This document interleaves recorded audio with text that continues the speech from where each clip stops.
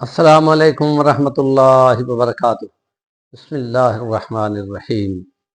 فآمن له لوط وقال انی ذاہب الی ربی سیہدین لوطا اذ قال لقومه یتأتون الفاحشہ ما سبقکم بها من احد من العالمین انکم لتأتون الشہوۃ من دون النساء انکم لتأتون الرجال شہوۃ من دون النساء بل انتم قوم مسرفون۔ وقال اللہ تعالی فی کلامہ المجید بل انتم قوم تجہلون۔ صدق اللہ العظیم۔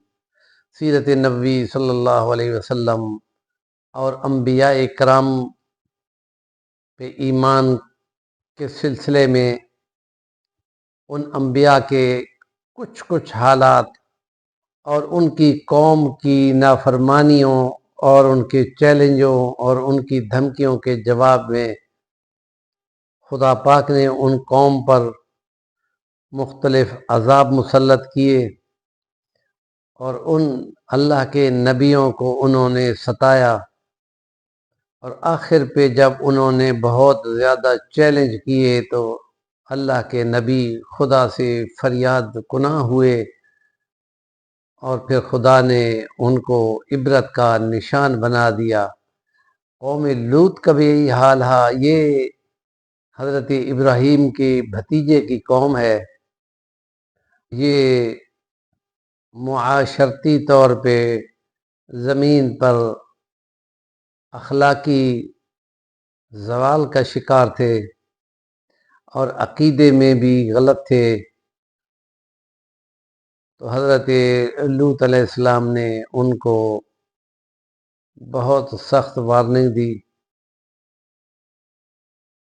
کہ تم وہ کام کرنے لگتے ہو کہ عورتوں کو چھوڑ کر مردوں سے اپنی خواہش کو، شہوت کو پورا کرنے چاہتے ہو۔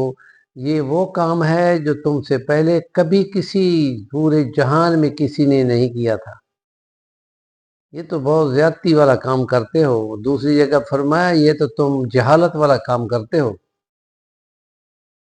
اور ان کا جواب اس پیغمبر کو یہ تھا، تم نے اگر ہمیں مزید تنگ کیا تو ہم تمہیں شہر سے نکال دیں گے، کیونکہ تم لوگ بہت پاک لوگ ہو۔ اور دوسری جگہ پہ فرمایا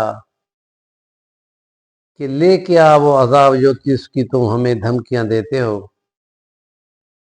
تو یہ آخر پہ ان کا یہ رویہ سرکشی کی حد تک پہنچا ہوا تھا، اور جس وقت کے 4 فرشتے اللہ کے پیغمبر حضرت ابراہیم علیہ السلام کے پاس آئے تھے، اور انہوں نے ان کو مہمان سمجھ کر بچھڑا تل کے رکھ دیا، اور وہ کھا نہیں رہے تھے، تو انہوں نے آگے سے بولا کہ تم کیوں نہیں کھاتے ہو، ہمیں تم سے ڈر لگتا ہے۔